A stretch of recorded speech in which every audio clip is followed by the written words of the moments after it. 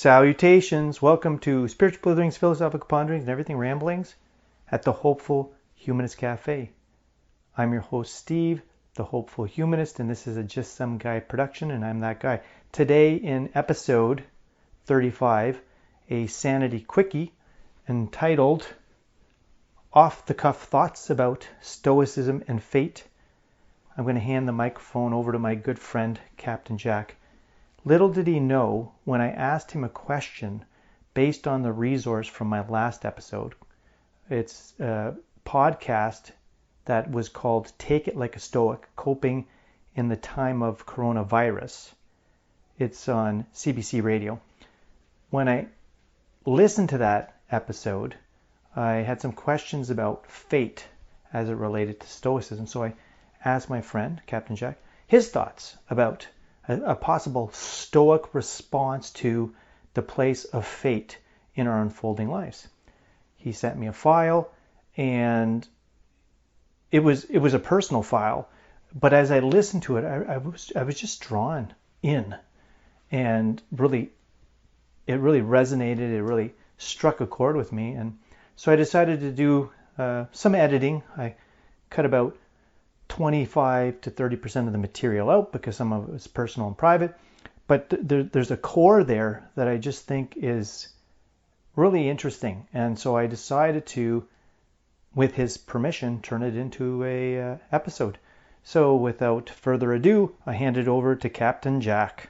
Steve, top of the morning. I've been just putzing around here. Read some Marcus Aurelius. Oh, wait a minute. That reminds me, Steve. There was a piece of Marcus Aurelius that I wanted to read you. It was about, we were talking about fatalism. It had to do with fatalism. That was it. Yes. Now, fatalism, just in the fatum, means given in Latin.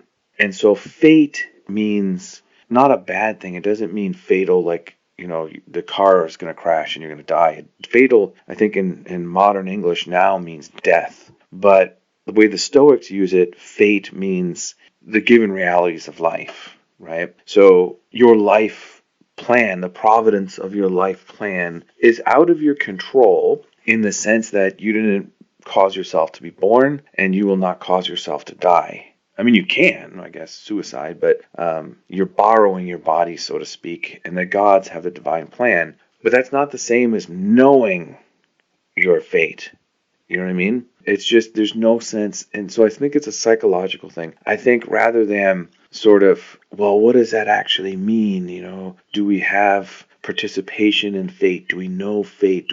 Instead of understanding the concept, because I know that Stoic philosophy is about how to live a happy life, the consequences, and here's where pragmatism comes in, the consequences are more important than the details of the program, right? So in other words, what does fate mean? Are there contradictions in it? It's the saying that I don't think it's realistic. Those I don't think are important questions. The important question is, if I accept that my life is fated, does it help me live a good life?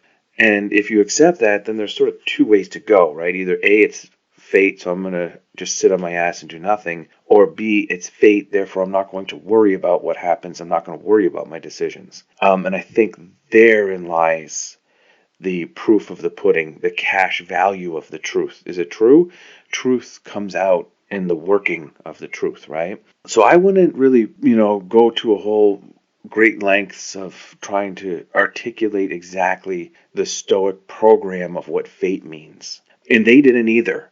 But instead, sort of understand how that can help us to alleviate anxiety in our lives. And I think the way to come at that, the takeaway from that concept is to trust the fact that things are what they are. Trust the fact that there is a plan. But here's the catch. You don't know the plan, but you can trust the fact that you can make your best decisions based on, the cards that you currently have in your hand. And the best you can possibly do is to make rational choices. But at the end of the day, if things don't work out, you don't have to wig out because there's an element of fate. So you just do the best you can. And I think at the end of the day, it boils down to that.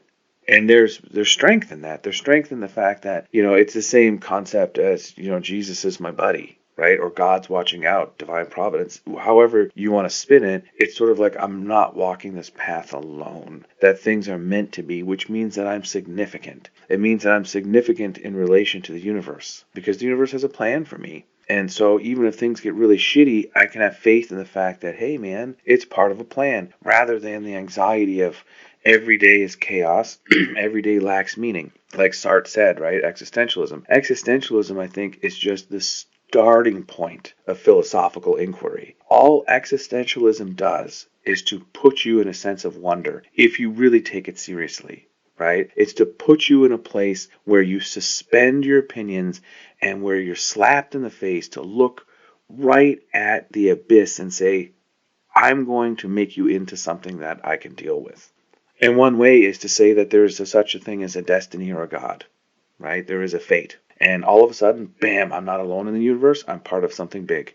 Bada boom, bada bing. You know, even when animals are absolute, like dogs, when they're left alone, they go freaking nuts. We are social creatures, not just social among ourselves, social with the universe. We literally need to create, and this is where Heidegger goes with worlds and stuff, right? We literally need to create worlds of meaning.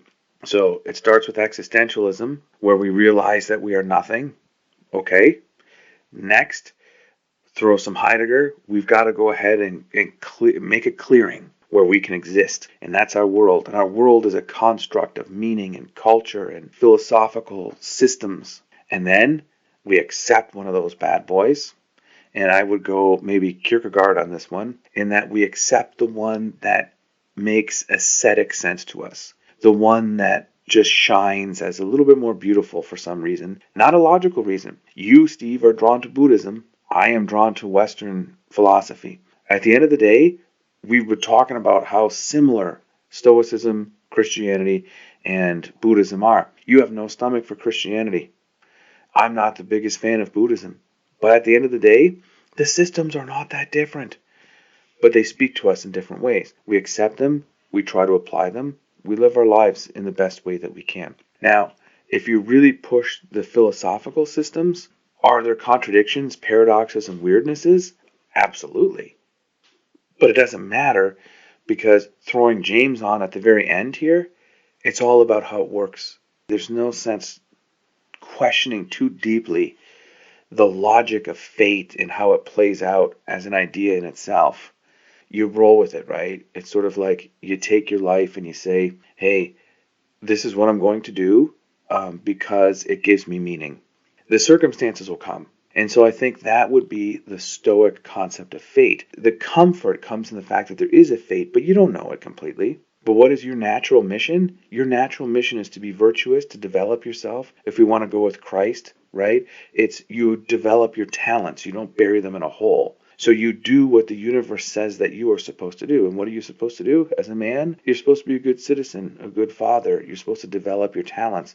So what do? You discover that you like making podcasts, and you make the podcast as best you can. And in every one, you are as virtuous and putting your talents in as best you possibly can. And what happens, happens.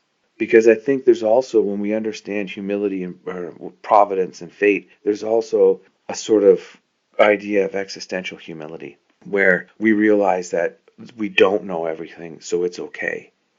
So I am not so proud that I'm in charge of every second of my life. Therefore, I don't have to have the anxiety of the responsibility of meaning for every second of the life. It's not. So in other words, is there random chaos in the universe? No.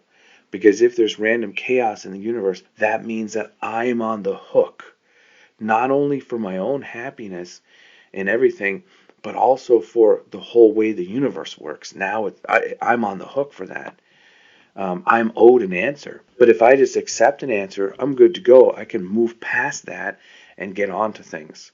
Okay, I didn't mean to go off there, Steve, but I do, since this is in my mind, I am going to read you from Marcus Aurelius' Meditations. Here it is. This is from Book 2, Aphorism 3. The works of the gods are full of providence.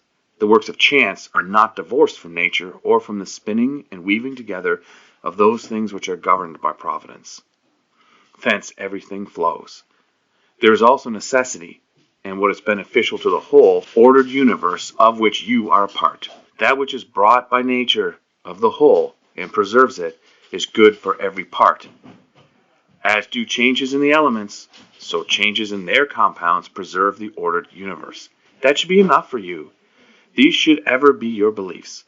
Cast out the thirst for books that you may not die growling, but with true graciousness and grateful to the gods from the heart. Peace. Well, thank you, Captain Jack, for sharing those thoughts and allowing me, with your consent, to share it with my listening audience.